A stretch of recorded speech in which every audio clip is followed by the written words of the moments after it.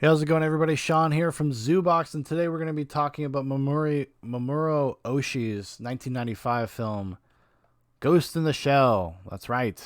Look at that. The Mondo Steelbook. I did not buy it at Mondo Steelbook prices because why would I do that? I just needed a copy of it. I needed it for posterity. The only copy I had of Ghost in the Shell was they put out this in the mid 2000s, Ghost in the Shell 2.0, which is they went into the original film and they did a bunch of awful CGI, kind of like what they did with the Star Wars special editions, I suppose, that just did not age well. They didn't look great when it first came out. And the only way you could watch the original film on that Blu-ray was as a bonus feature in standard definition. So I've been wanting to get the remastered one for a while. It came out, I don't know, a few years ago, and for some reason, I got this for like $15. I was like, okay, I'll do that just to have it. It's the same one that was released that you can usually find for $8 to $10 with the Puppet Master's face on the cover. It's the same disc. They didn't do anything special for this release, the Steelbook release, which I was kind of bummed. I was like, I would love a deep dive, a retrospective or something on Ghost in the Shell. Somebody should do that at some point. Um, so yeah, it's directed by Mamoru Oshii, like I said. It's based on a manga by Shiro Masamune, and the screenplay was adapted by Kazunori Ito. I'm not going to say the actors' names. I don't want to insult anybody. I've already probably done enough damage, so we'll just stay away from that. And the plot synopsis, according to good old IMDb, is a cyborg policewoman and her partner hunt a mysterious and powerful hacker called the Puppet Master. And that's true. That does happen in this film.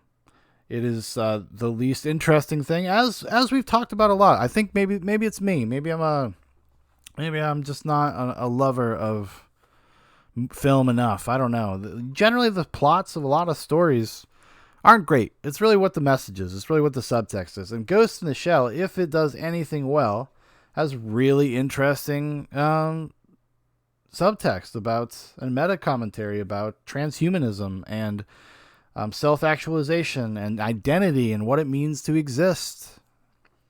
Are implanted memories can they inform you in the same way that real ones do? And like, does it matter if it's a program or if it doesn't matter if it's actual life experience? Like, where does value come from when it comes to life? And that's the grander discussion that they're having in the movie. And they, in a cyberpunk world, and it's largely pretty cool. Like, it's a cool movie. It has that anime problem where it just, exposition dump for 10 minutes and then you get like a 10-minute set piece and then exposition dump for 10 minutes because there's this whole government conspiracy thing that's going on that as presented in the anime. I've never read the manga, so I couldn't tell you if the manga is probably a bigger part of the manga. It's probably more interesting. And I believe it plays a bigger role if you watch the anime series, the standalone complex. I think it probably explores those things further because it is basically a retelling. This is like a greatest hits version of some of what the manga has. It's a truly an adaptation. So yeah, so there's that stuff is just not that interesting, because it's pretty well trodden territory when it comes to cyberpunk fiction in general.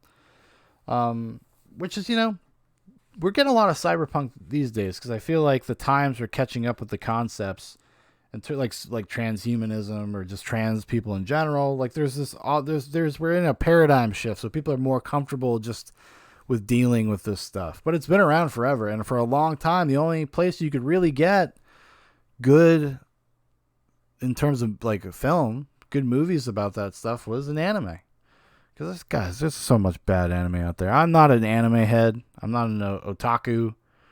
I'm very, very picky about my anime. Like, I don't like a lot of anime. Although I've surprised myself. I've gone out, been more adventurous in the past decade or so, and got into some other stuff. But, I mean, the most anime thing I like is probably Dragon Ball Z. And that's really more of a nostalgia thing because I grew up watching it on Toonami. And when my son was born, we were kind of just going through old cartoons, old things I watched, old things that kind of made me who I am. And we definitely watched a good amount of Dragon Ball Z. for a couple months. So I definitely did that, and I actually enjoyed it. I thought it's actually a pretty enjoyable show. But yeah, that's the most anime I will get, and I don't watch the the original Japanese version with all the panty jokes, the fan service. Shit does not interest me whatsoever. In fact, that's what turns me off to a lot of anime. It's the sense of humor, and I know that's a cultural thing. And I just, it's like it's too pervy. And I'm not a prude or anything, but I don't need constant panty jokes and shit. It's just not that funny to me, frankly. I don't know why I got on this tangent. Oh, because I feel defensive about the fact that I watch anime sometimes. Um, yeah, so I mean, something like Ghost in the Shell, though, it's always been a thing for me. I remember buying the DVD back when I was a teenager. Probably spent like $45 on this bare bones from Manga. That was the name of the company. They put out these really awful dubs, and now when I watch Ghost in the Shell, I have to watch it with a dub because I just can't get used to the other voices because I saw the old ones so many times. There's a lot of older animes like that where I'm so accustomed to the dub that not hearing those voices almost ruins it for me. Especially there's a TV show, and they've done more things with this brand in the past few years, but Berserk.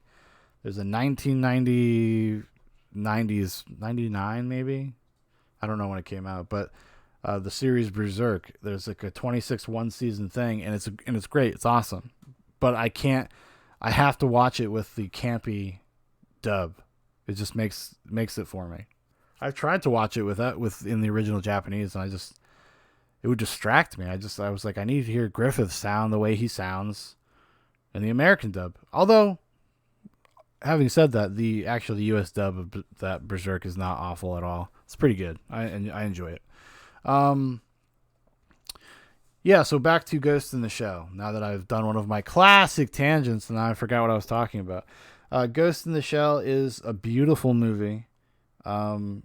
It looks the animation. The animation is really impressive because it was a transitionary period for animation when like interacting with kind of CGI elements. And I did see a documentary about how they did it a long time ago. I think it might have even been on that old DVD I had, where they had like kind of the first time that they ever had like these plate layers, the way that they isolated images from each other just to kind of give it its own interesting look, and they could have more control within the frame of focus and all sorts of other things. So there's a cool aspect to that, and it's aged really well. It still looks awesome. I mean, it's animated, so, but just the look of the future and the kind of prescient weird stuff that they have in there, it's really, really enjoyed rewatching it, which is strange because sometimes I go back and forth on Ghost in the Shell. Maybe it's like a mood thing or a life place thing, but sometimes I really love it, and other times I'm really bored. So I guess it just caught me on the right day, caught me in the right mood. But I would say generally I really like Ghost in the Shell. But like I said earlier, minutes ago before tangents and everything, I really love the subtext of the story. I really like the philosophical and ethical things it explores. That's what makes it the most interesting. And I like this idea of how it's trying to not just show a transitionary period for humanity in general. So there's a lot of shots just in this movie that just kind of linger on the city and the changing nature of the culture there that's being changed slowly and augmented by technology, just like the characters are. It's kind of like this, a global thing. It's a cultural thing. Everybody is kind of slowly shifting towards this transhumanist or this kind of new paradigm, because they have all the, the augmented people, but they're part cyborg. Some people are more enhanced than others, and some people have gone farther than others. Some people don't know who they were before they were, that's the whole thing with the Major, right? Her character, the main character, is that she's not even sure if she is who she thinks she is, because of this idea that because of these implants, you are compromised all the time. You can be hacked, like people would be have their emails hacked, and then you could be used for whatever nefarious purpose, and you could think you're a different person. There's actually a really tragic part of the movie where there's a guy who's like works on a dump truck, or not a dump truck, on a garbage truck, and he gets compromised, and then he has this whole life that he doesn't have implanted in his brain, but he still thinks it's real, and now he has to live with it, and he has to live with those memories that aren't real, but also doesn't get to have the wife and child that he thought he had. It's kind of really, really devastating when you start thinking about it. So they use that as a way to talk about what does it mean to have an identity. Is it memories? Is it programming? Like, what actually matters, like on a practical level? And it does a pretty good deep dive on that stuff for the most part. I mean, it is a little, pop psychology stuff in there, but talking about just the ramifications of that kind of culture, they do actually have discussions. I wish that there was a better way sometimes to do it, because, like I said earlier, it does have the anime thing. It's just exposition dump, and that can be.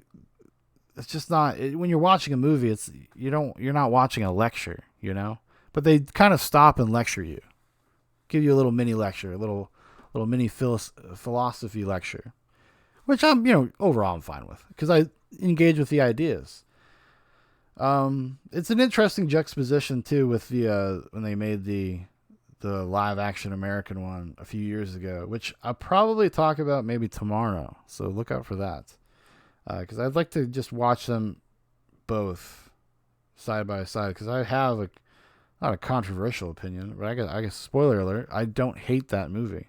And I think it actually captures the spirit and the themes of Ghost in the Shell much more than people give it credit for. It just does it in the big dumb Hollywood way. And this one is certainly more mature, well stayed, and creepy. The movie kind of creeps me out a little bit, because at the end of the movie, there's this idea that we're all just going to evolve into pure information. We're just going to be like in the internet. She becomes the lawnmower man at the end of the movie, through interacting with the puppet master, because the puppet master is basically I don't know what you call a rogue AI that has just an AI that is self-actualized. And it seeks out the major because they have a lot in common, and they think that this is the synthesis moment. This is the bridge. We're going to bridge the gap between humanity and AI, and then they're going to become one thing. Because at the end of the movie, she becomes one and the same with the puppet master, and now she doesn't have an existence outside of that. It's like a collective thing. Everybody will just be part of everybody. Which kind of is a little frightening, and probably not that unrealistic on a long enough timeline. Kind of stuff kind of gets under my skin, kind of creeps me out. And the way the puppet, especially in the U.S. dub, the way the puppet master talks is perfect, and it always gave me the creeps. It always makes me immediately pay attention. Yeah, so it has, that is the most interesting stuff, because the cyberpunk kind of business about like the corporate wars, kind of the syndicate wars type stuff is, it's okay. It's not that interesting to me. I like the philosophical stuff, even if it does I find it mildly unsettling. I don't want to be a cyborg person. Not, I don't, maybe I'll get a couple augments. Okay. Maybe I'll get a couple augments, Maybe I have to be able to stop wearing glasses or something. But that's just the thing about the fear of the future, the fear of technology. And it kind of taps into that, because they have characters like Bato, her partner, kind of is hesitant to give over to this new paradigm. He doesn't want to let go of his humanity. And I think part of that is because of seeing what the major's going through, because she's entirely a cyborg except for or a robot except for her brain. And it's obviously done something to her on like a deeper level, like on a soul level, if there is such a thing, right? I guess is what they call it, Ghost in the Shell. It's because she's having a crisis of identity. And what does it even mean to be human if you're just a brain in a machine? What the fuck is that? What does it even mean? If you are so far beyond all of your peers, everyone that's around you, like in terms of ability, in terms of how quickly you can respond and think, then are you even one of them anymore? Are you now God tier? You know, is this one step closer to godhood? Is that what becoming God is? Pure knowledge, pure information. It's very interesting. It opens up a lot of interesting doors. I might actually also revisit Ghost in the Shell 2 Innocence, because that is even more of like a fucking lecture. But since I'm vibing with Ghost in the Shell right now, maybe I might step into that, because I know it takes that concept and does more with it. It kind of runs with this idea of trying to get the Major back to some type of place that she was before, but she kind of doesn't want to. I mean, because once you've tasted that, why would you want to? I guess why would you want to leave? Like, it's a great scene between the Puppet Master and Major at the end of the movie when they're plugged in together and they're talking. And he doesn't. It's not even that hard of a sell to get her to kind of give over to what he wants, because she already felt that way privately. She felt that way. She didn't feel herself fitting in with the rest of humanity. She's kind of detached. She kind of just on her own, didn't feel part of a family, you know, in the way that, you know, we all feel as part of the humanity, the human race family. So she found her kin basically in the Puppet Master. Very interesting movie, you know. People, it's obviously classic. People love it. But I don't know how much people really talk about it in the way that I'm talking about it. Not that I'm some super smart person or anything, but most of the time, and this is the same thing with a lot of genre stuff, people just pay attention to the flashy shit. They just think it's cool looking, which, hey, it is cool looking. It'll be interesting to watch the American one right after watching this. I'm curious where I'm going to land on that now. Because when before the American one came out, I was actually pretty excited. So I just kind of watched a ton of Ghost in the Shell media. I watched both of the movies. I watched some of the TV show, and I was all in. And I didn't hate the movie. So we're gonna see. We shall see tomorrow, everybody. All right. Thank you so much for watching. Thank you so much for listening. I hope you enjoyed it. I know this is a really rambling one. You know, anime for life. There you go. I did it again. I went on a mini tangent, a phrase tangent. So if you'd like to know more about Zoobox, you'd like to keep up with everything that goes on, you can. There's a bunch of links in the description for Facebook, for Instagram, for my private Twitter. Yeah, and we will see you guys tomorrow. Adios.